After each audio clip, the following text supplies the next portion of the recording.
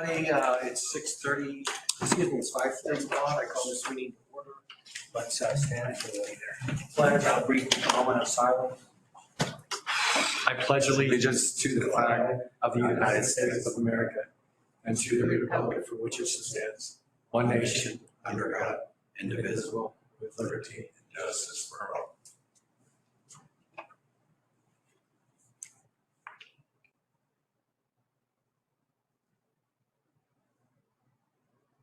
All right, thank you, everyone.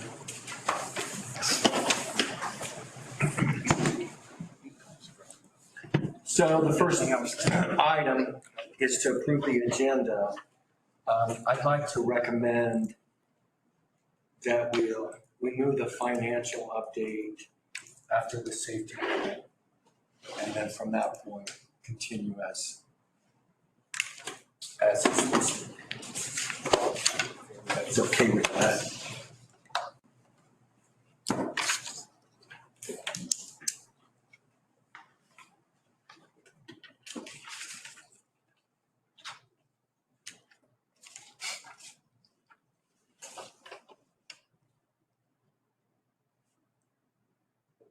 I'll make a motion. First and second. All in favor, say aye. Aye.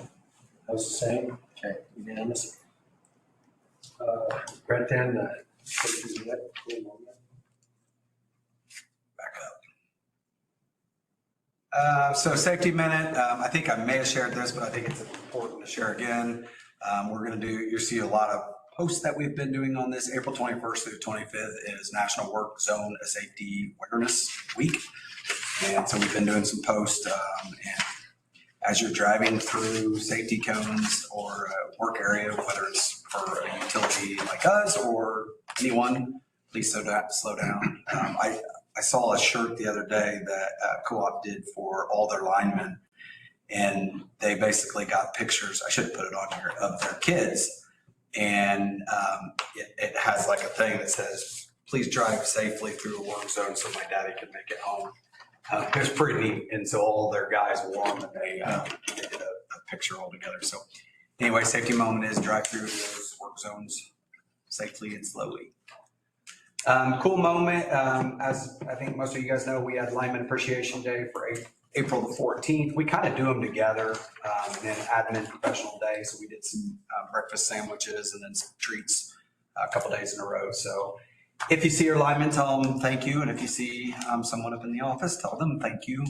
I always like to tell people that it's not one or the other. It's both that makes the experience for our members delightful. And so you got to have kind of both groups. And so we appreciate them all. Deal. Good. So we're going to skip right to Matt's financials. Okay, first is, I guess I'll go over the A's and the B's. A is fiber. We're continuing to move forward with stuff. We got a bunch of the designs now that we have received. One thing with that, you may see in next month's financials, but it may be in the following month, is we file a quarterly report with the state, and we're gonna ask for reimbursement on some of our grant money this next week. So I don't know exactly how quickly they will pay us. It may be before the end of the month, but it may fall into May. But we're gonna ask for, I think, probably $400,000 to $500,000. So you'll see that number drop once we get. It'll be a negative either next month or the month after, or if they get kicked off sooner, we might still be spending more than what we get back from that. And then we borrowed on our, like I said, last month, we borrowed the last of our FFB money because it was going to expire, and that's the cheapest money we can borrow. So there was $1 million that we borrowed. If you look at the long-term debt, interest was about 4.5%. So that's still pretty good money. It's cheaper than anywhere else we can get it. Other than that, everything else is pretty much in line. Plant, they're moving right along. I know I've seen a bunch of invoices this month already for the red tag poles and stuff. So there's definitely, they are moving along with that. I would say they're well ahead of schedule, operations is. So as far as operating, you can see our budgeted revenue and our power costs are higher still. They come back a little bit from, March was not as far ahead as January and February, so it started to come back a little bit, but I always, like Brett said, we look at the gross margin, tells you how good our rate structure is. If the power cost goes up, the revenues go up with it. And I'd say that's pretty darn close. It's not off by much comparatively, if you look at it there. Then controlled expenses in general, the biggest thing to note there is they're quite a bit ahead in right of way, but we're a little under in labor so far this year and just odds and ends timing on stuff. But in general, we're well ahead on the right of way. They're definitely moving much quicker than historically there. Outside of that, everything else is pretty much normal. I wouldn't say those are really the highlights, I would say, from a everything standpoint. Any questions on either the balance sheet or the income statement?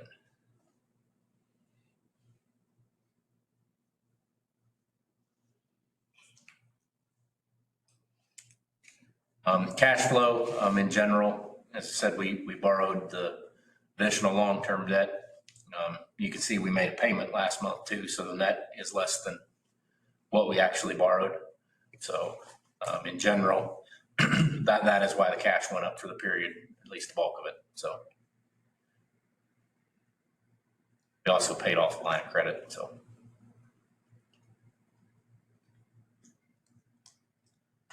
not really a whole lot to say there in general. What roughly is our prepayment for Hoosier right now, percentage wise? Is it 4? No, Hoosier's prepayment is, let's see, I want to say it's 6 1/4. Wow. It's well above what we can borrow from RUS. It all depends on what the federal funds rate is. So I mean,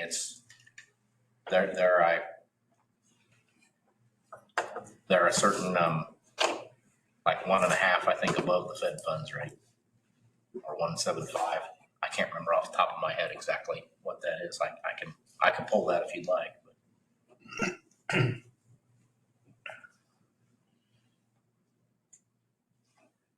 Any questions from a cash flow standpoint?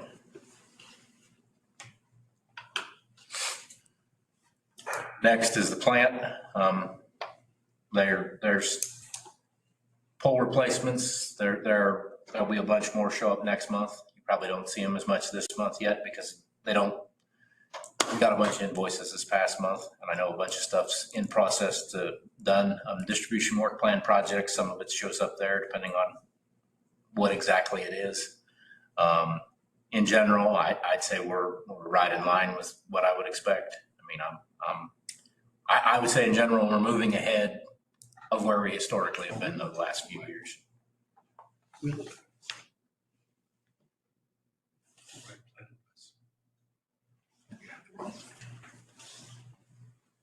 Should be the same, right? No, you No, that's different than mine. I got the wrong number? might. Sorry, don't pay attention to that one. I was going to say, I thought pole replacements, that threw me off there. I was like, we're way ahead in pole replacements. I was like, so yeah. Okay, so yeah, look at the one in your iPad. That's Actually paying attention.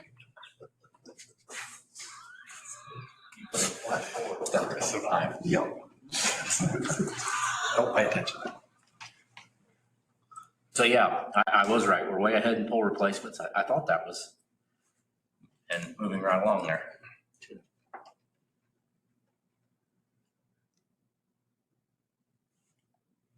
And then also everybody has their key revenues. They can see that the one industrial is still struggling in general. Everything else though is doing well.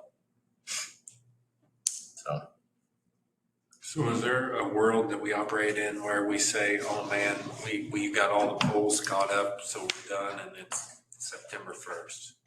Is that ever a thing? Oh, it's going to be this I year. think, that was I don't think that's. There was a discussion actually. You can go ahead and I can go ahead and say it now. Because Carl brought it up. It was a good Yes. point. So Carl last month had a great point. It's, if we get the 25 test, replace 26 poles done, they're coming on May 1st is what they've told us to start doing the red tag pole testing for 25. The hope is, and is that as we get those red tag poles, once we find out where they all are and get that, which will probably be, as you said, July, August, that hopefully we can come back to the board and say, hey, can we start on these? Same with meter poles. We're that far ahead. They're trucking. But can we afford to do that? Well, that's a different discussion. It's more of a, do you spend it in 25 or 26? I mean, in general, if they're red tag, they got to be replaced in the next year or two. So it's a matter of, And if red tag, they're more likely to go down. Some, I mean, yeah, they are more likely, yeah. I mean, What I would say is it depends on, at that point, how far are we along in the work plan projects, what's revenues look like. I mean, I thought it was a The great discussion, idea. I think, too, about right of way in the same vein, right? Yes, the right of way, they're way ahead too. I mean, Get they're them all done, moving. but I've gotten some large invoices from right away too, yeah. That's part of the reason we're gonna start pulling on our grant money for the fiber is because they are ahead in everything else. I mean, it costs money to do all this. Yeah. I'd rather be ahead than behind. well, this is kind of a new place to be, honestly. I I'm agree. not saying it's bad.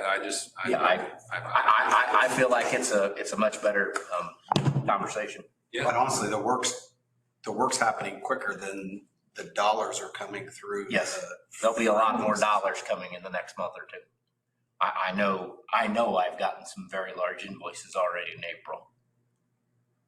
And some of that is because, our operation manager had some previous relationships with some vendors that he felt very comfortable about. He bid it properly. Our guys are filling in where things come in more expensive. He's making decisions based upon per project or per set of poles, whether our guys do it or a contractor that he has a relationship with. And that he's got a number right now of the dollars he's saved from projected cost to here's what it actually cost us. And so that mentality has saved us and is getting work both. I'd say he's doing an excellent job. Yes. But yes, to your question last month, Carl, and to the question that was the discussion is whether or not we bring the idea that, hey, do we bring that this month or next month at the rate they're going? Part of it's going to be on how fast they can do the red tag testing. I mean, that might take them 3 months. They may not know what's red tagged until August, September. So that'll be I feel like that'll be the biggest. Go back to. Oh, and our line of credit with CoBank is set up now too. That was I guess that's the other thing that I'm on. So I don't think anybody realizes the amount of paperwork you got to do for these. I know Matt had beat his head across the door a few times because there's the amount you got to do just to get set up. And once you're set up, it'll be easy peasy. But And we're also, which you'll get into this, I assume, in fiber, but depending on that stuff too, and how some of that goes, we'll be looking at additional funding for that, Yep. the lead and everything else. So if that is successful.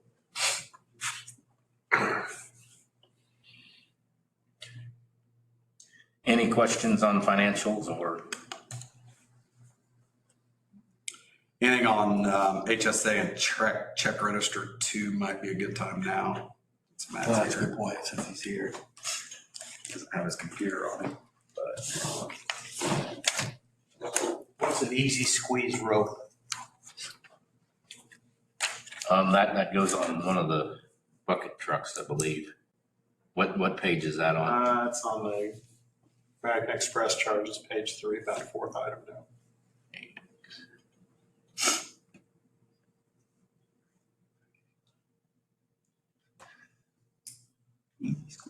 Probably manufacturing, so it could be a bunch of different things. We can get back with you. No, it's not that, I'm just curious. I think that's one of them, what Buck page is squeezes. it again? 4? 3.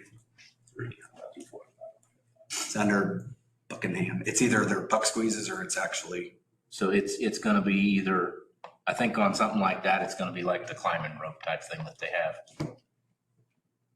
I believe that's what that's for. It is for the, it's not on the truck, but it's their harness. and harness ropes. type stuff, yeah. It's expensive stuff, but we get it in that's probably over 1,000 foot of rope too. I mean, it's a spool, huge spool of it.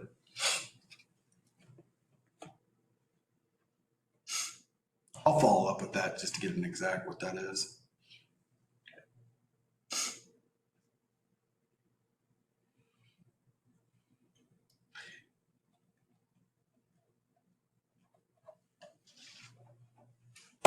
Anything else regarding financials or the check register for Matt?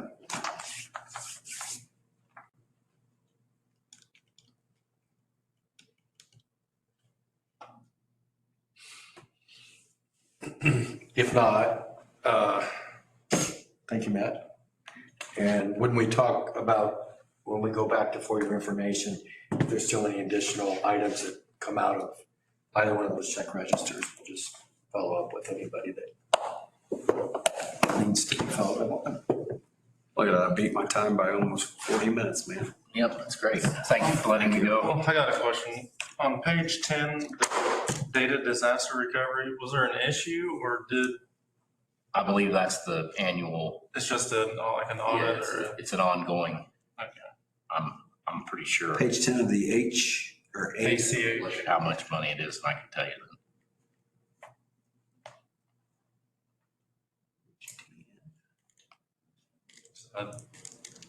I mean, you already answered my question by the ACH register.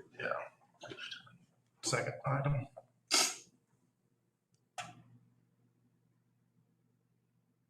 Okay, so the second line item there, It's- I believe Sam changed to a different company that was cheaper, and that was the ending of it. Okay.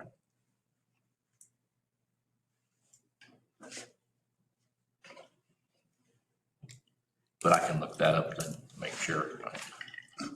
I've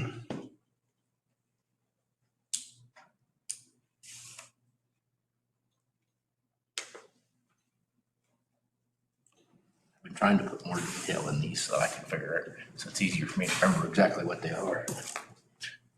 Since for segregation of duties purposes, I enter the invoices now too, so. There's enough invoices that come through that's impossible to remember all these. I bet I remember half of them. It's better than I am then. Yeah, my main concern is that something maybe happened, but No, nothing happened. that's.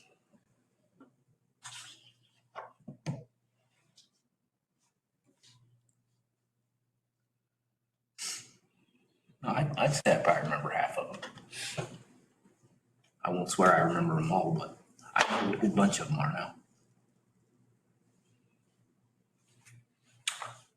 It's almost like a challenge if anybody wants it. Thank you, Matt. Thanks, Matt. Well, thank you. I am parent of one this week, so. Wife is on vacation. Good luck. So we'll continue with for your information. Any other item in that category, or it could include still anything else from a check register? Anybody have any? So I do have one thing. On the closed action item, Jason, I think this was one that you brought up. The wire the build meters, I think it was like 54 from December 24 to January. So we dug in that the other day. And when we did all the redistricting, so I don't know how long ago that was, what we found was there's 3 different places in our system that ask for a district. And if you change one, it doesn't change all of them. Wonderful. So what we did is we had to follow up towards the end of last year, which she thought it was probably December.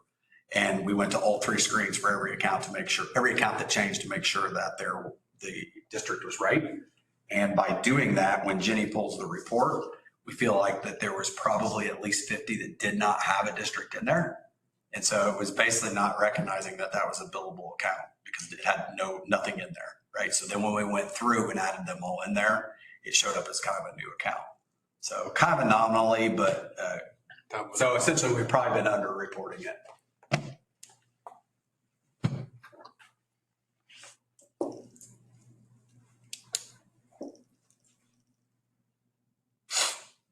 It wasn't really a 50 new accounts. It was the fact that we had a bunch that didn't have, in that report where you didn't have that district in it.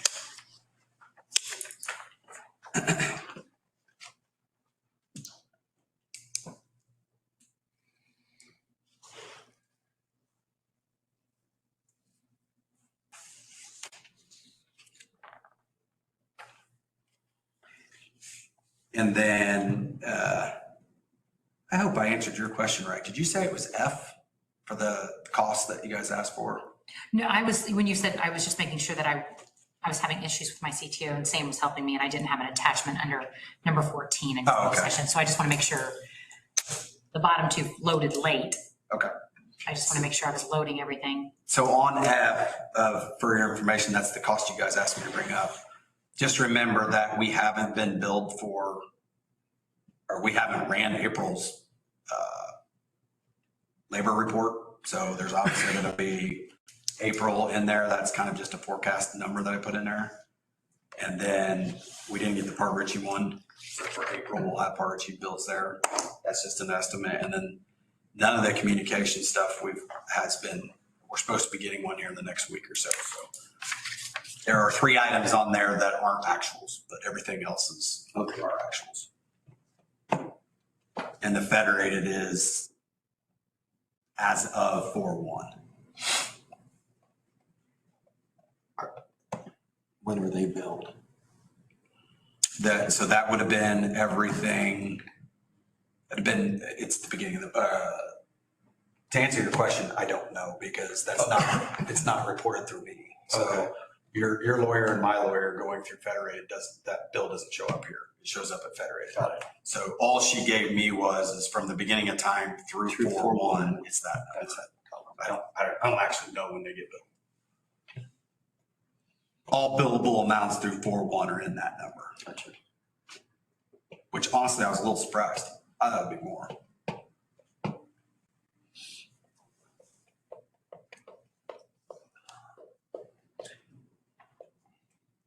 But the overall numbers, I mean, in 4 months.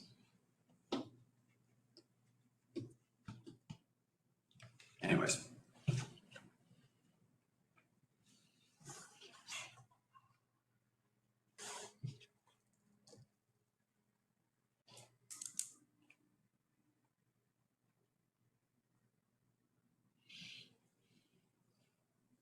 Anything else for your information?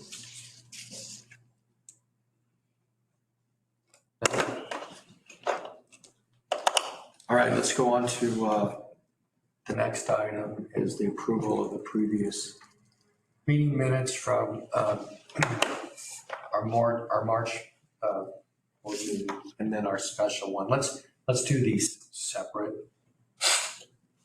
So everybody's had the opportunity, I think, to pull their Marches.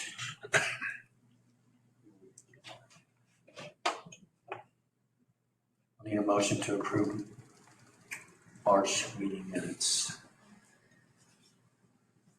So moved. We have a first and a second.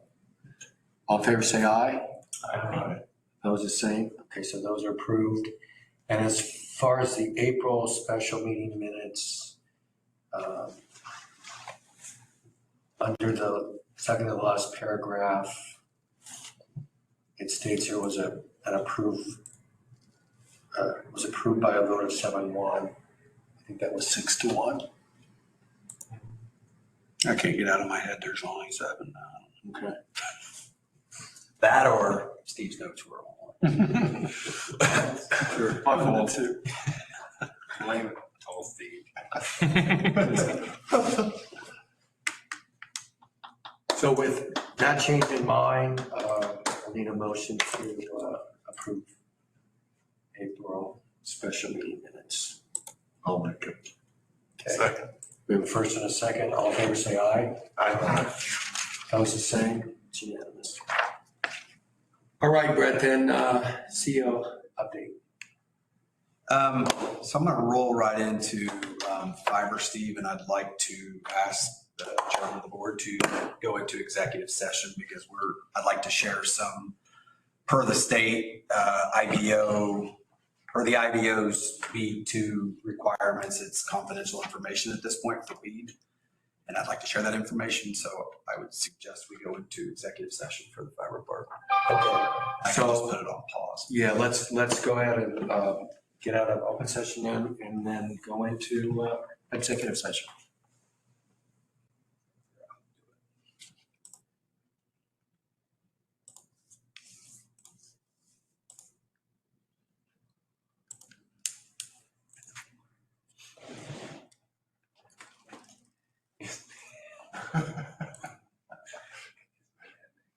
Still might not do it. Executive session and going back into open session. And I think you said you have a few other things to go over. Yep. CEO report.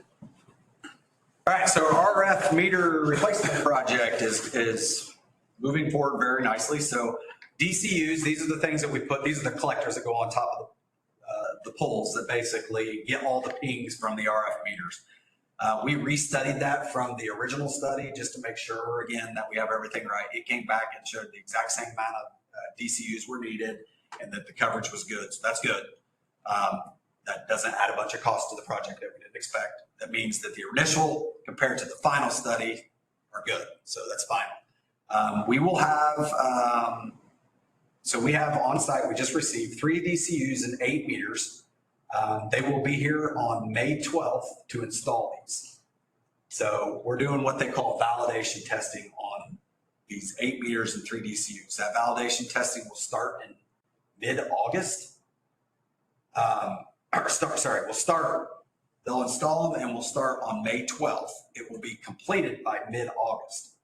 So in mid-August is when we plan on actually starting to really deploy these with the idea that we'll be done at the end of the year. So that's the main things that are going on, right? May 12th, we're going to start the validation testing with 3 units, 3 DCUs, 8 meters, finish that by mid-August. Mid-August through the end of the year, we'll implement all the new meters. We should be done by the end of the year. That's what we're planning on right now. So everything, we did have a little bit of a rough start with the project manager that we were given. That's why we had to do the DCU second study because we were told that we were going to need a bunch more anyways. Crystal raised that through the ranks quickly and we mitigated the risk. And now we've got a new project manager. We feel like things are really going great. So. Operations building, just to let you know, bids are due May 1st.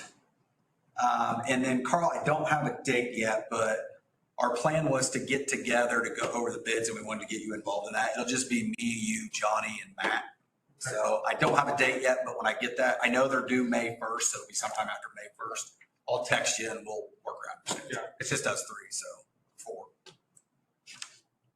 On that, Brett, did the BEAD awards have any impact on that scope at all?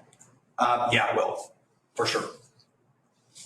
Yeah, we will, we're going to go forward with looking at the bids that we have, but the size of the building, the storage building is going to be a lot less. So yes, it will. But we kind of got an idea of per square footage from the bids, so we know what we would bring it down to, and we should be able to do some rough estimates of that. So. The other project I wanted to update on was our transactional surveys. If you remember, one of our projects was we don't do transactional surveys, which means we have no real time of our customer service. We wait every 2 years to get an ACSI score to know how we're really doing. And so it's a part of what we already pay for through Inside Information. And so I wanted to make sure you guys are aware of this because you may get asked too about these surveys. So if you call in and you have an interaction with us through that created a service order or a work order, you will be either emailed or sent a survey to judge your experience with us. So the nice thing about that is we'll have real-time data to drive decisions that we make on customer service. So I'm looking forward to this. This is something we've been looking at doing for years. It has its own scoring system. And so literally we'll have kind of the whiteboard chart of here's our month's scores through our transactional surveys and what we're doing well. It'll allow us to pivot from our strategy and all that. So. How was it? Yeah, it's just like you do when you do, yeah. How was your service? Hundreds of those. But it's funny because a lot of the ones that you look at, it's either a smiley face or a fraud face. That's all your question. It's like when you go to Walmart, you get two choices. No, I didn't need them. Most people don't. Actually, their percentage rate of completion is 8%. It's not very high. Good point. All righty, that's projects you want me to keep going to? Sure. All right, monthly metrics. So if we go back to March, the median temperature, we were about 4.2% warmer, so quite a bit warmer, which means less energy usage. So we were down about 2.3% from our 5-year average. And our demand was also down about 4.2%. So warmer weather, 4% higher than our 5-year average on temperature, which brought our energy down 2.3% from 5-year average and demand down 4.2%. So those are pretty much in line with what you would normally see as far as correlation between weather and usage.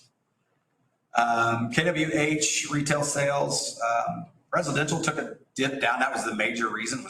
It's kind of funny because when weather has anything to do with usage, it's always usually the residential, right? So you can see that dip from 20 down to still 2.8% above what we had in budget, but that is primarily weather. It's because we were 4% warmer than our 5-year average. Commercial's pretty well in line. I would say almost to budget. Industrials are down. There are 2 or 3. They typically, if you look at our industrials, first quarter is usually fairly slow, and that's kind of what we're showing. And then transmission, over budget still, but not completely killing it. So from last month to this month, we went from 6.4 to 3.82, so roughly 4. So that drop of 2% again, mainly because of weather. I always think this is interesting because, like Matt said earlier, it really shows that gross margin is so important to me because number one, it's what we have to fund our operations. And number two, it's a good indication of, Earl reported out our audit findings and he kept telling you guys, high 90% of the cash that you're pulling from your members is used to provide service that they need, right? This shows that our rates and the way we have things structured are so well balanced that when sales of electricity goes up, power costs go up, it compensates for our margins, right? And opposite too. And so what this shows you is this month, we actually was the first month that we were down from budget in sales, but then you can see our power costs were down and you can see our gross margins were damn near on top of each other, excuse my language, but that's perfect, right? That's what you want to see. So anytime that you have fluctuation, we flopped from being over budget to under budget, power cost of over budget to under budget with gross margins that basically right on track. That's what you want to see. That means your rates are structured right and that your energy and demands and all those things are structured really good. So you can see the gross margin is so close as far as accumulated that the budget and accumulated are on top of each other. Those are really good signs in my opinion. Now on the reliability standpoint, we had the high wind event that we're all aware of. We had 17 outages that affect about 2,000 people. So that's about almost 500,000 lost consumer minutes. We ended up with 8 broken poles on that. And as you can see, we were so that red line is what we call our TMED. So it's a way to calculate something statistical has happened on your system. And it's a industry accepted way of saying anything that's above this line is considered a major storm, is what it tells you, right? So you can classify it by definition as a major storm. So as you can see, and this is the first one we've had, honestly, in I think 2 years. Yeah. But it did classify, and I felt like we didn't have a ton of damage, and with only 17 outages, but those outages lasted a while, and with the 8 broken, due to the 8 broken poles. So, And none of those 8 broken poles are any reject poles. We always go back. That's one thing that we always do. Anytime we have a broken pole during a storm, we go back and look at, you can put a brand new pole in it. If it hits the wind right, it's going to break it. Or a tornado hits it. So number of outages you can see there on the very right, well above our 5-year average because of that storm. Same thing with lost consumer hours. Now we got to look at that tall blip for the next 5 years. Still be there. 60 days past AR, typically, where we normally would see it. I put 60 instead of all 3 of them. Nothing there concerning. And that is it from a metric and a project standpoint. So any questions on any of that before I go through any of the risk stuff?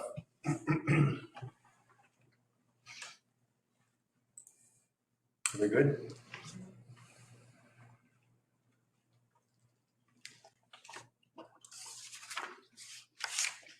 All right, so our risk. So I uniquely identified this as Q4 and Q1. So we kind of had a little bit longer meeting.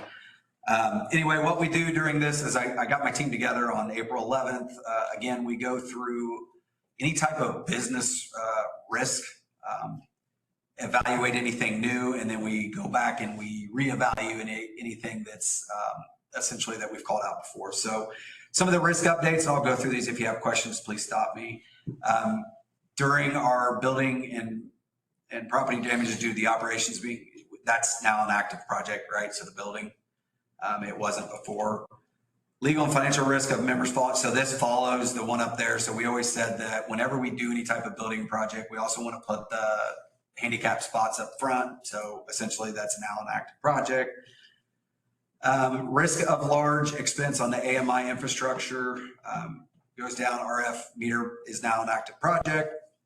The risk stayed the same on the cyber attack, but we are leaving it on here just to monitor any new opportunities.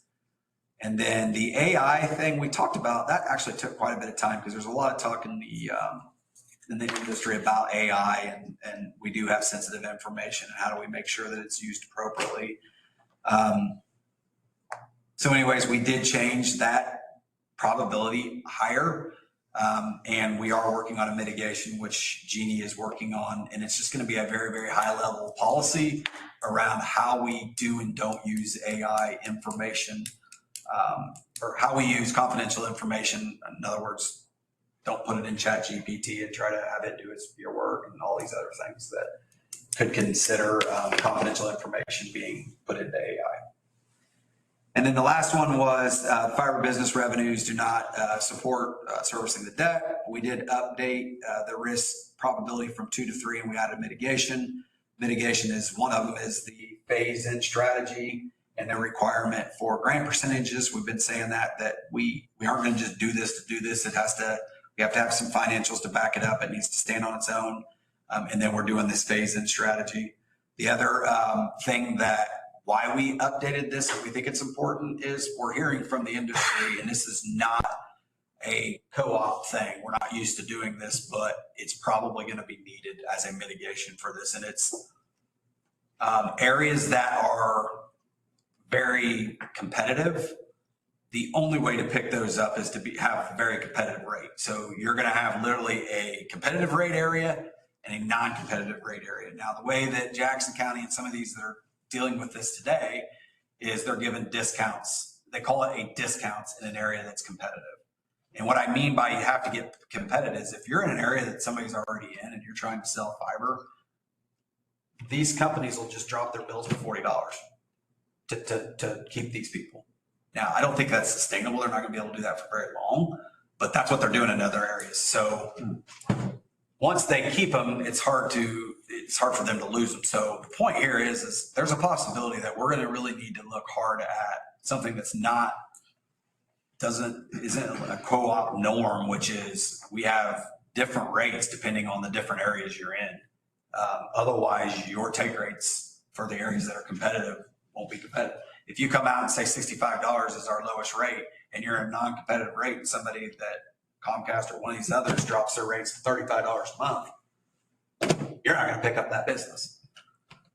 So anyways, more to come on that, but that was a big talk that we had that is, we need to start talking about, we're hearing it from everybody in the community. When I say the community, the industry that's doing this, that you're gonna have to have two rate structures. It's just, it's the only way to do it. And we're not used to that because we're all built on fair and equitable, right?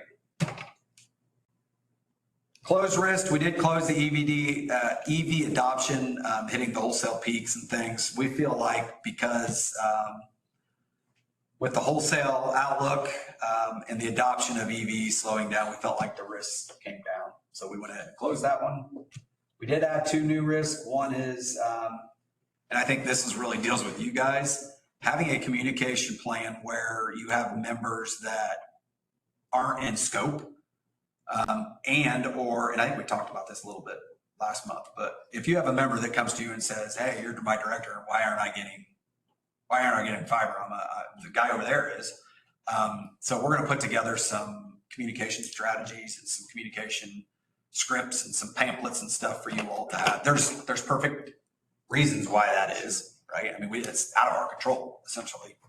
But we wanted to give you guys the tools you need to be able to communicate this clearly. The other one would be is you're picking up a member that's outside, that's not even a Decatur County REMC member, yet you're not giving me that. And so Abby is working with IEC, and we will be, well, she's not working with IEC. Her and Crystal are working up a plan to have some marketing materials for you all to be able to use if and when questioned.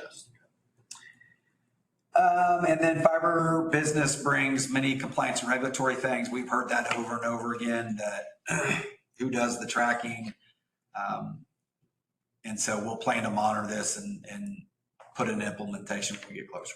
So at this point, with all those changes, it is our view that appropriate mitigations are in place to maintain operations with an acceptable risk threshold. Questions? Sorry, I know that's sort of boring to go through, but it's literally like 3 or 4 hours of our work. So I wanted to make sure that I give it a little time. Sure.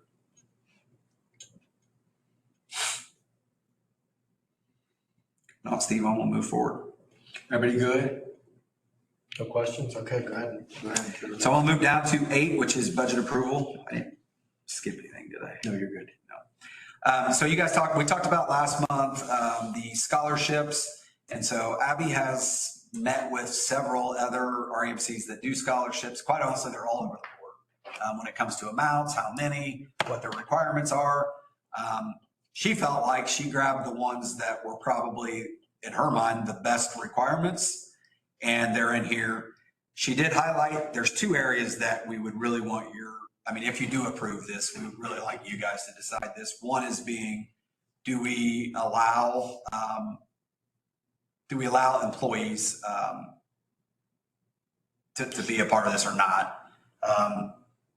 Or we don't really, quite honestly, I don't care either way. It is a blind draw, so it's not going to really matter if an employee would get it. They would have to be a member. Anyway, that's one thing that the committee really wanted you guys to make a decision on. We can make good arguments either way. And I don't think anybody is partial to either side. So we just need to flip a coin if we get down to we want to do it. The other one was, and I didn't even know this was possible, but scholarship funds will be sent directly to the recipient school. And so Abby did clarify that that's how a lot of folks are doing it now, where they'll find out wherever they're going, whether it's trade school or whatever, and they will apply the funds to their account. I didn't even know that was a thing, but apparently it is. And so I'm all for it, but that was something that she wanted to make sure that you guys were aware of. So these are the requirements. She felt like that. So the way it would work is everybody would apply. We will market the crap out of it. People will apply. We do have Crystal, her team would basically go through, and all they're doing is verifying they meet the requirements. That's it. And then whoever meets the requirements, which if they don't meet the requirements, we're going to reach out to them and say, hey, look, you have to be a member, or you have to this, or whatever it is. But the ones that do meet the requirements, they're going to throw into basically a bucket, and they'll pull names with the requirement that you have to be at the annual meeting. So I will tell you that this committee is open for any changes you want to make to any of these. I don't think anybody was like hard set on like, no, this needs to be there, or this needs to be there, or whatever. But they were still kind of like wanting to do 3 of these at $1,000 a piece. personal opinion, I don't think 21st century scholars should be eligible. You said that last time and I did not. Based on other committees I've been on over the several years, that's more pertinent than ever because those funds go wasted. Say that one more time so I get this. 21st century scholars, recipients. So that would be a disqualifying. And at this time, they know who they are. Okay. I mean, it would be different if it was like November or December, but They would know, yeah, they would. they'll know. And they could put a spot, I guess, in the application. So is this the application that they're planning on going with? Yeah, I think we would just put a check mark or a thing in there that says you are not a scholar. Yeah. That's personal opinion. I just think if And, they're getting the tuition paid for, that I don't think they need the extra. and if that money was sent directly to the institution, they would, it would probably. And then when they graduate or done, it just goes to their pocket. Yeah. Where other people could use it for books. And I personal opinion, I just think that should be on there. Suzanne, those are income-based, right? Income and family. And that they, Status. yeah, I think it's. And the other, so she put this questionnaire down here and she liked that idea because it puts a little bit of like, you gotta do a little work, right? You gotta look us up, kind of, So do they have to answer them? they have to answer these questions. Correctly. Does it have to be correct? That's what I said, correctly. Yeah, we'll throw it out if you don't get it correct. And must be present to win. It must be present to win. Now, we can change that. Like I said, More than 3, just in case they're not there. They have to be. They have to be present. Oh, you're gonna draw them at the annual meeting? Yes. Okay, I got you now. It sounds petty, but what would be the actual mechanism that you would draw? I mean, do you know? so they'll put it into Is it we have a spreadsheet. ROM or? No, well, they'll put they'll load a spreadsheet into the, they did this at IEC the other day. And we did it for all the prizes last year. It's an automatic wheel, it's a randomized thing through a computer website essentially. So there's no way to like, I'm not So gonna it's not somebody up there sticking their hand in a. No. It's all automated. Is the questionnaire really necessary? They liked it because it shows that they put a little effort into it and that they learned something about a co-op. That was the whole point of doing it. Like I said, I don't know that anybody would be upset if you said, take the questionnaire out. Abby liked it because it forces them to learn something about a co-op and it shows that they're willing to put the effort towards it. I like it. I was gonna say, I'm You think okay. on the RNC website and Google it. I'm okay. Can you find out how many electric co-ops are in Indiana? Can you just Google that?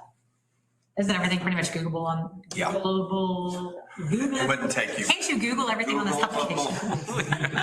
Googleable. So The answer to that is yes. if the scholarship happened to be forfeited because, they don't end up attending, where's that $1,000 going to be going then? I'm assuming it's just coming back to us. It doesn't mean we'll go with. No. We'll draw a name until all three are gone. But I'm saying scholarship funds will be sent directly to the recipient So if they end school. up not going to If school. they end up not going, it will be Comes back to us. forfeited. So where's that money? I guess it just comes back. Yeah. I mean, is it that simple? But we're not planning on giving that to anybody else. There's no. No alternates drawn. Yeah, we're not No. using any alternates. I don't think so. I mean, I guess we could, but Do they have a time they're going to draw the names? it's a good question. Or they have to come and attend the entire meeting?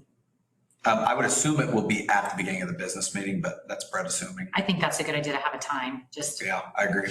Put it on here so everyone knows. I agree with that. Beginning meeting, business meeting, It'd be a good way to open the business meeting. I think we kind of would too.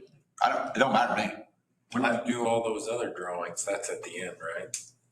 Yeah, but I don't think they're doing it that way this year. Well, maybe they are. Maybe It's at the not end. as many. I say we do it as an opener. Like this, do the pledge of allegiance. The business Do this- meeting. Yeah, right. That's a good idea. The scholarship one, not the other. Right. Correct. Anyhow. The other one, you didn't have to be there, right? Yeah, so for all the product gifts. You don't have to be present. No. So let's do it at That the would beginning. keep them out of. My guess is if they win $1,000, they're probably going to stick around for another 15, 20 minutes. Be my guess, but I don't know.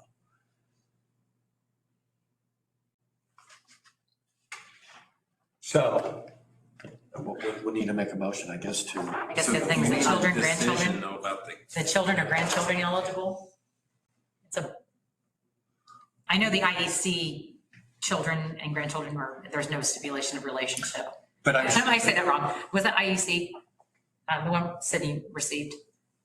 Yeah, with the 10 they offer throughout the, yeah. But and I don't know this for certain, but I think they have maybe a committee unrelated to the employees that make the decision. This is just being random drawn. And because of that, I think it's fine. Now, the complicated test may be, are they truly children and grandchildren of the member? But, that's going to be used, when the application's reviewed, they'll know that at that Well, time. that was going to be my question about the answer to the questionnaires. That's all going to be by Crystal. I mean, how scrutinizing are they going to be in answering those questions? But they're going to handle all of that, correct? Yeah. To determine whether or not it's a valid entry or not a valid entry. Yeah, and they'll make phone calls, so they're not gonna just throw somebody out, right?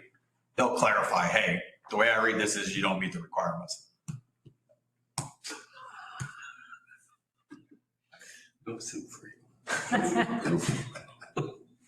I honestly don't think anybody on the committee had an opinion either way. So I don't think the decision, I mean, if you want to I'm flip. fine with them to be eligible.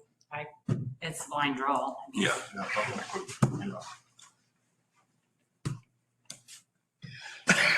Because of that, I'm fine with it. All right, so, Let's go over the motion to approve doing this.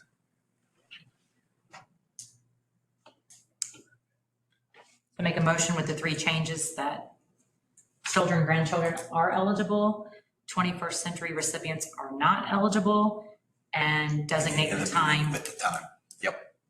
I'll make that motion for those 3 changes with the scholarship application. I'll second it. we have a first and a second. All in favor, say aye. Aye. Opposed, the same. All right. We'll go forward with that. So, next item. All right, so What are the implications of tariffs? tariffs? All right, so Steve and I thought it would be good to start putting some industry updates, and I'm going to name it industry updates. And I think the purpose of this is for me, I do a lot of reading. I do a lot of, I go to these conferences and I go to things and we're tracking a lot of stuff, but I don't know how much of that we bring to the board. So the idea is I'm going to have little chat things on here to spark conversation more than anything. And the thought process is there something that we should be doing? Should we tweak our strategy, at the governance level, right? So at the board level, should we be doing something different based upon this information? So we kind of talked about IEC, they did some data on this, or they did some presentation stuff on this, and I've heard a lot around this. But so the first part is the tariff, how that impacts our business. Number one, it's obviously higher capital costs. So tariffs on steel, aluminum, or Chinese electronics have driven cost on imported things like transformers and smart meters. We have not heard anything there has been nothing on the meter project that we're doing that is brought forward. That doesn't mean at some point that it can't. We are seeing it in the industry. We just haven't seen it on RF meters yet. What I will tell you is on the steel that goes inside of a transformer, it is all based out of Chinese. There's like one manufacturer of this stuff. And so we are hearing that the major suppliers are moving some of that manufacturing. So, you question whether these tariffs are working or doing what you should be doing, and that's a political thing we're not going to get into. But we are hearing from suppliers that they are mobilizing operations in the United States, especially for transformers. I will tell you that they are saying the supply chain disruptions due to these tariffs, we're not seeing it here. We're not necessarily seeing any long lead times that we haven't seen prior to the tariffs. But I will tell you, we had a big transformer come in. So it's a 1500 transformer. I think we bought it because we have a leaky transformer across the street. It's been leaking for about 8 months and we needed this one. And so it showed up the other day and they got it unloaded and handed us a bill for $14,000. Said, hey, we're passing this tariff along. We said, no, we're not going to do that. Just take it with you. And then about the time they were getting ready to load it up, we were kind of like, we have a leaky transformer. We need this. So we were able to negotiate with them half of that 14K. I will tell you USS, which is who we buy a lot of these things from, at this point, they're saying they're not passing along tariffs. But when we asked him that question, the CEO of UUS, he basically said that could change next hour. It's not, no one knows, right? They're going to try to keep it off as long as they can, but eventually it could impact them. Brent, so the 14,000 is compared to what would a normal cost have been? No, $14,000 more. Yeah. It's a $90,000 transformer. So about That's the tariff. 15%. And it's negotiable in the parking lot? Like a used car? Well, the question I was asking, and we were put in kind of a bad position on this one, but the question I was asking is, well, how do I know what tariffs are, like, how do I know 14 is what you got charged? Did the driver ask you to specifically give it to him? Yeah. All in the hundreds. We'll take it down to 6,500 if you pay in cash. Actually, the driver left and it was still here uncrated, and we said at that point, we didn't even want the transformer, and he said, well, I'm gonna leave it here. And then we worked through their management, essentially. I didn't get a good answer on like how much they got charged for the tariff. I didn't get a good answer on, it kind of got to the point where it was like, we need the damn thing. You talk about $7,000 and having an entire industry out with no replacement, because we don't have a replacement for this one. That's not a position I want to be in.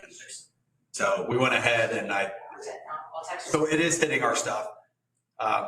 We'll continue to probably see this.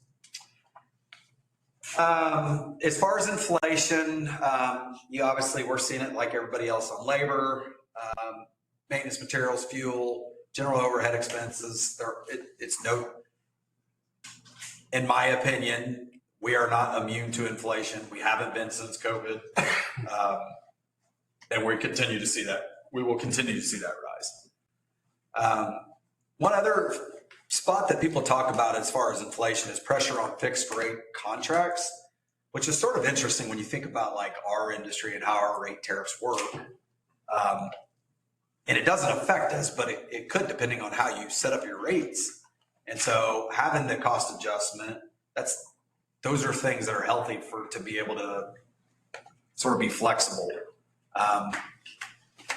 And then financial strain on consumers, as you guys all know, higher living costs, it reduces the customer's ability to absorb rate hikes, creating tension between cost recovery and affordability. We've heard, for the last 6 months, we've had high bill complaints, and as inflation goes up, we're going to get more complaints based upon the fact that it's less than people can afford. So you would expect that with inflation.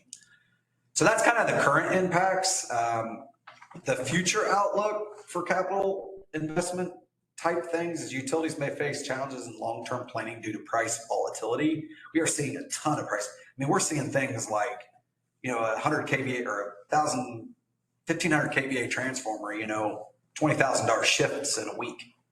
It just depends on where it's being sourced at. And, the supply chain is so long for some of this stuff and so variable that the costs fall along with it. So we are seeing high variability.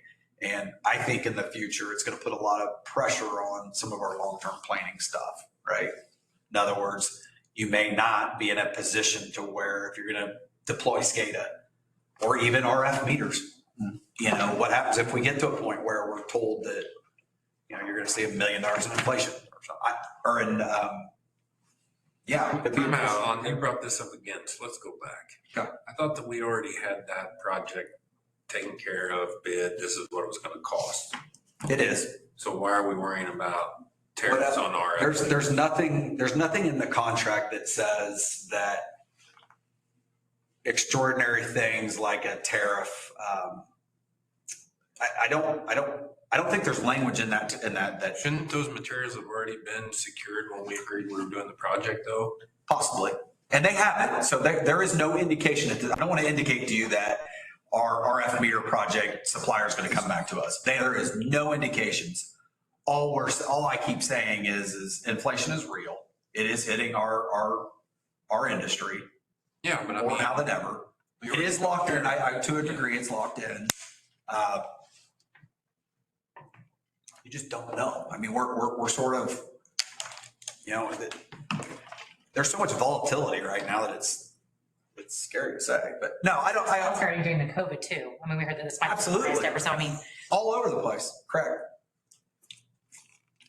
Nothing new, I don't think, in my opinion, but there could be a shift towards domestic sourced and standardized components to reduce tariff exposure. I do think that in the future, we are going to see that. We do know, we've talked to 2 suppliers now that they are actually building places that they only build stuff in China, that they are actually securing locations here in the United States. So long-term, we do think that is going to happen. And then grid resiliency and reliability with rising cost.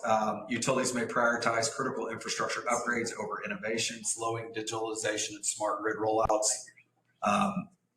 unless funding is available. So this could get interesting because if you think of our technology roadmap, we said we're doing fiber, right, for communications to our subs. Then we're going to do this RF project for upgraded meter accurate and reliable and in the moment, what's that word called? Real-time technology with our meters. And so the next step is SCADA system. The next step is smart grid and automated controls on our system with all the sensors and all that. That's really it's been our technology roadmap for years. I would suggest that may slow, which maybe end up being a good thing for us. But I think people are starting to really see that with the rising costs, it could go both ways, right? I guess it could go, hey, we need to do this now so that we're not hit with inflation from 3 years. Or it could be, it slows things down because of the volatility and just inflation over. But anyway, I thought it's been really the 2 takeaways I would tell you right now is we're not seeing a ton of this as far as tariff stuff. It could get worse, we don't know. And I would say as far as inflation is real, we are seeing it. I don't see the cost of things. We kept asking the CEO of UUS, who does most of our transformer work, what do you see the costing of transformers? Because if I don't have that, I do have that data right here. Just to give you some numbers, last year, substation transformers went up 25% in 1 year. These are $500,000 transformers.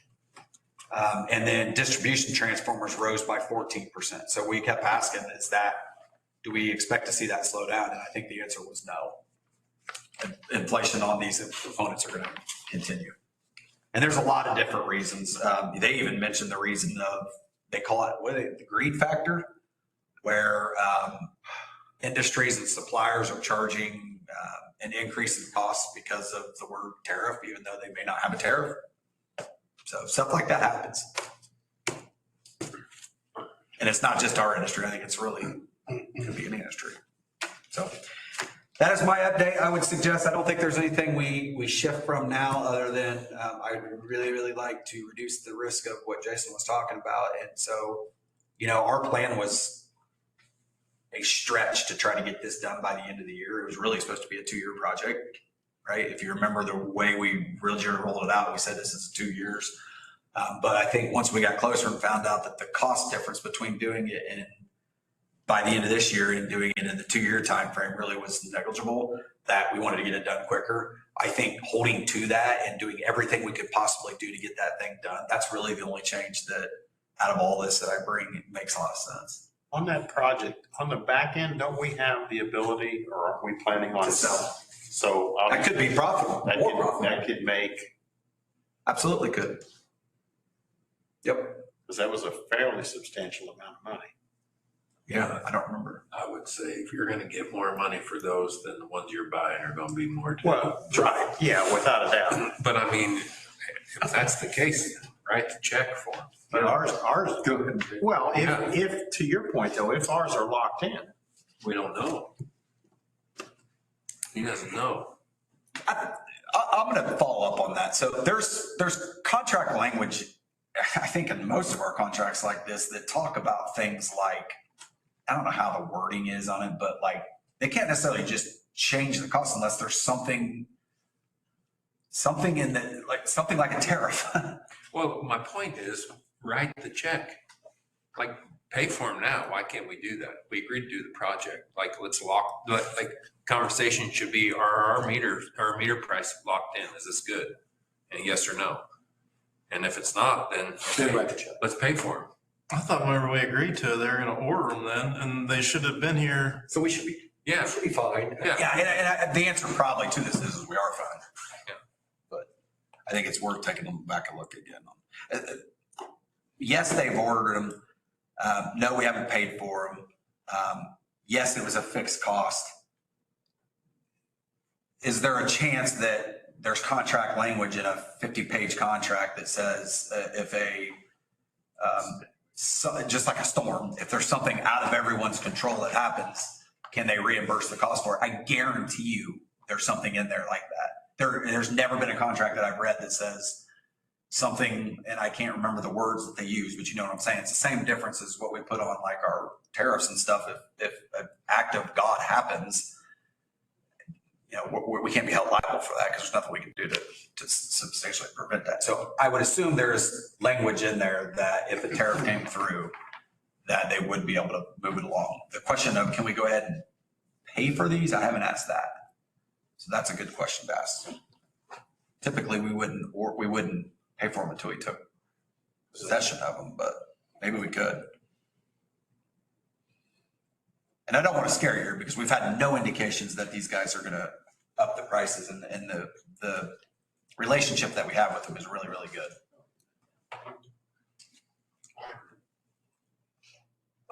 I'll take an action item on it. Yeah, I mean, even a down payment or earnest money or whatever you want to term it to lock in pricing. I mean, there's also contract language that says if I pay for them and they don't produce the product to us, there's coverage in the contract for that, right? I mean, they would have to pay us back is my point. So I don't think there's any downside risk to it. Anything else you guys can think of that we're not thinking of on any other strategy, policy, or anything that we're doing that involves possible tariff stuff or inflation? I don't know that there's anything we would change. Eric does a good job of bidding everything. I mean, there's nothing that we buy that doesn't have at least 2, if not 3 bids on it. When you have high volatility, I think that's more important. But I don't know that there's anything we would change based upon this, unless you guys can think of anything.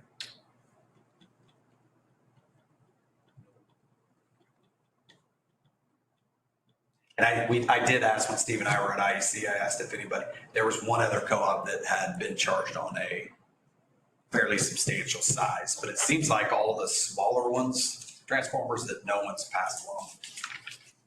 That doesn't mean no, that's not going to happen. It could happen tomorrow, man. I think that's why it's important to realize that tariffs potentially could be impactful. All right, let's go to the next item, which is policy update.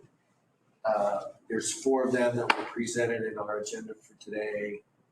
Most of them have minimal changes. The one that has the most, I think, is C, policy 1101. So we can, I think, approve all of them with. You mean 11.5, I think, Greg. Yeah, excuse me, 11.5. Yeah, and 11.5, I don't think I would consider these necessarily material, but it's basically getting the policy in place with what we do today. All the other ones, in my opinion, they're really just up for your review, and we didn't find anything wrong with them or anything that we would change. So, yeah, you may want to hone in on 11.5 a little closer just to make certain you don't see anything else that would, anything else that needs to be changed. If you remember, I think we put these on there like 3 board meetings ago, so I'm trying to make sure I remember what we. Right.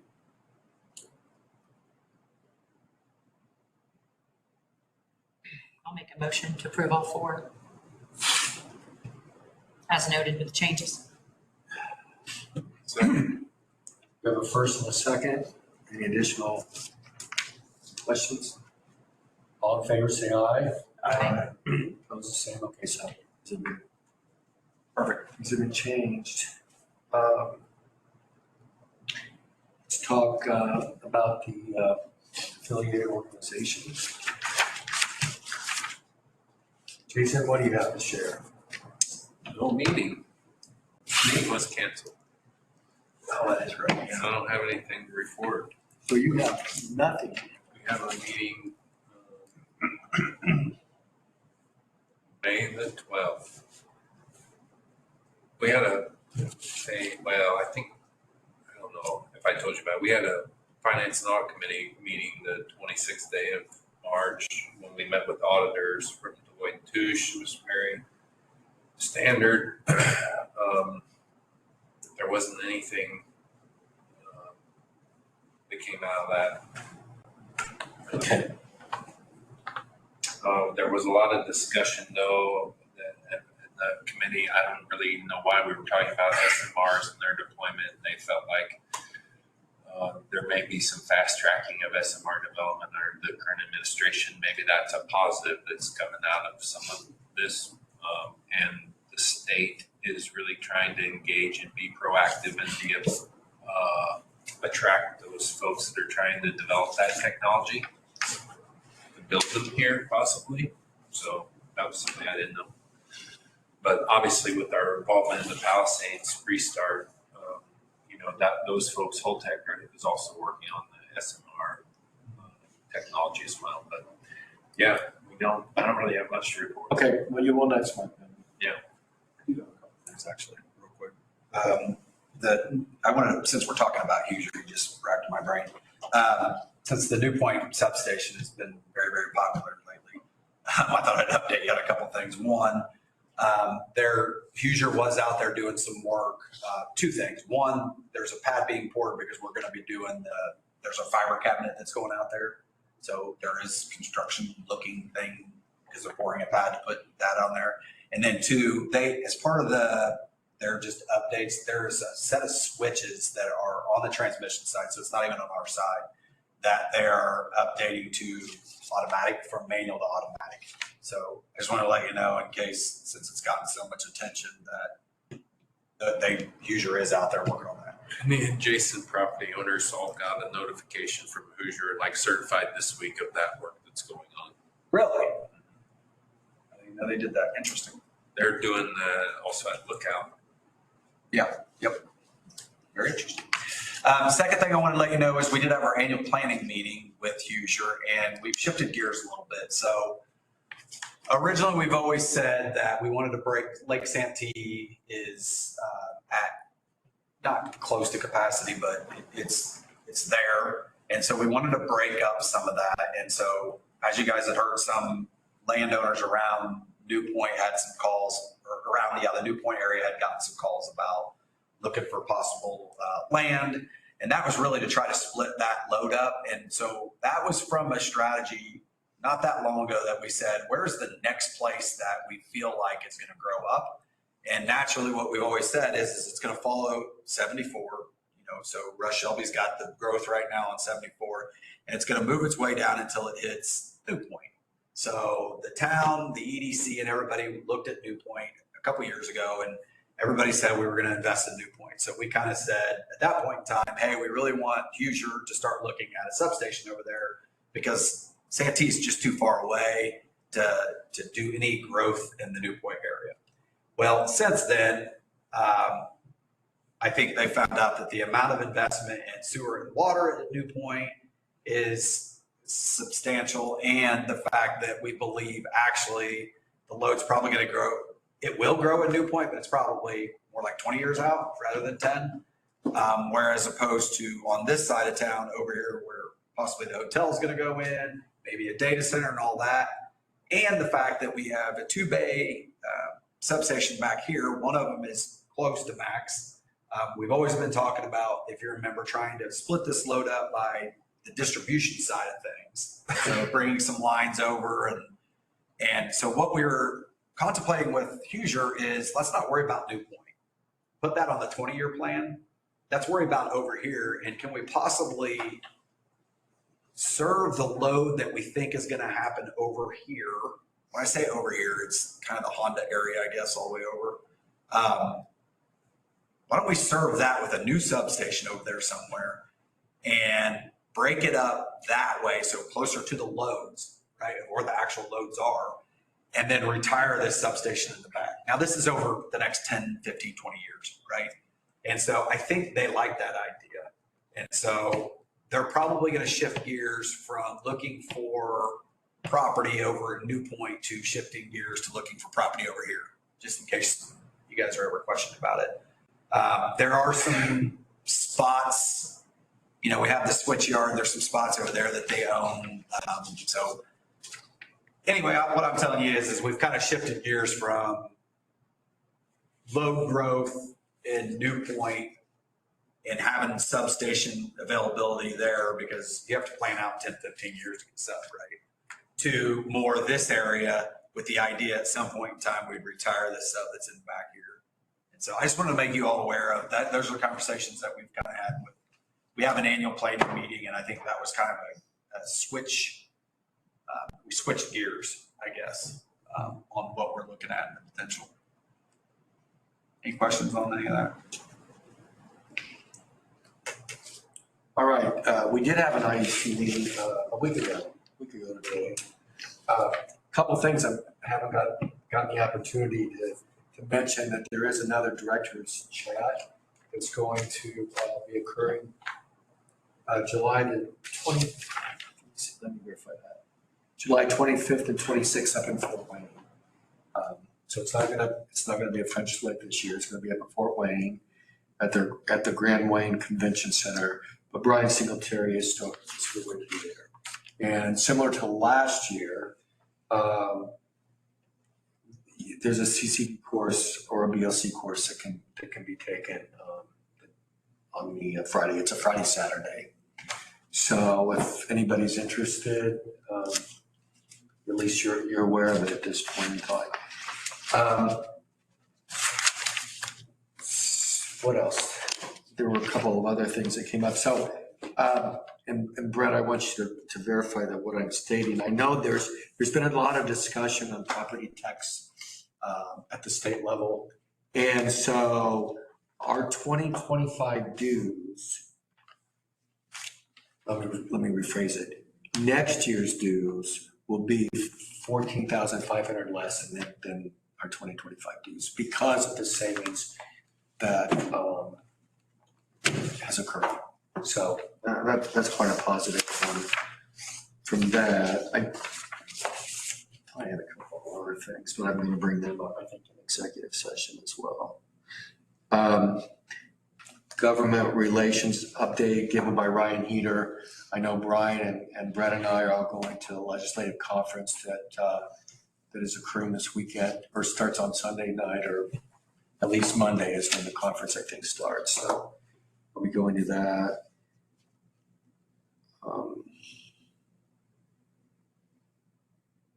Yeah, right now I'll end it with that. Oh, our next board meeting is going to be a regional board meeting, and it's going to be in Whitewater, and for our area. So if anybody would like to attend with us, more than welcome.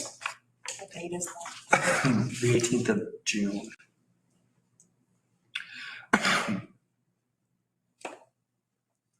All right, that's all I have.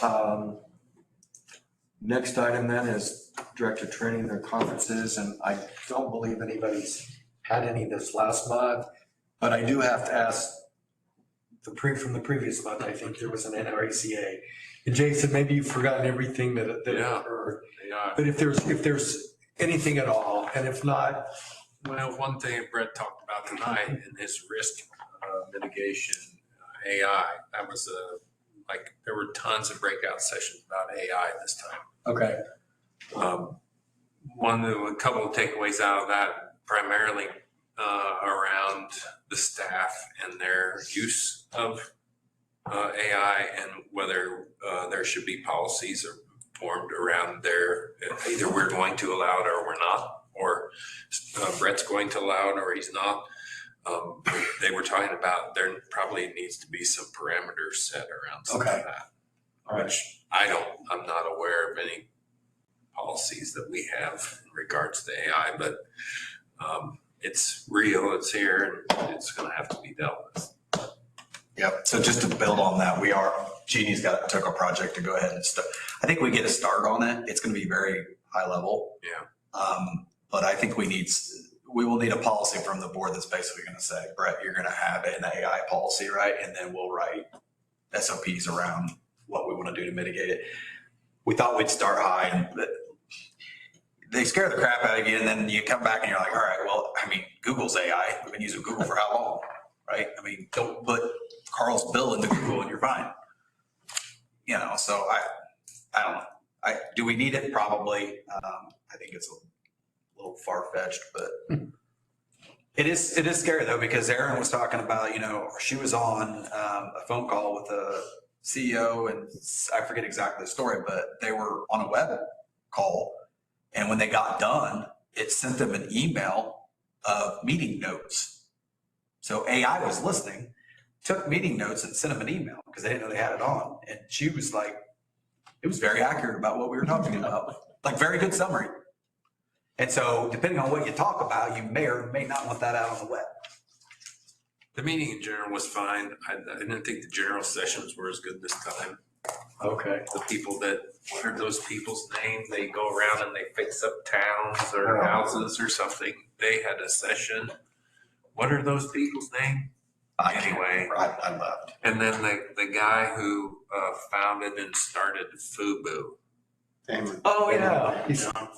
He was, he's a Shark Tank guy, and I've never watched that show in my life. So a lot of what he said, I went over a bit, but it was okay. Atlanta was not impressive. Maybe I shouldn't say that on the recording. Anyway, it's fine. Good deal. Good. Anybody have anything else before we adjourn the open session? Anyone? Take a motion to adjourn then. So moved. All right. We're adjourned. Busy break? 2-minute break or?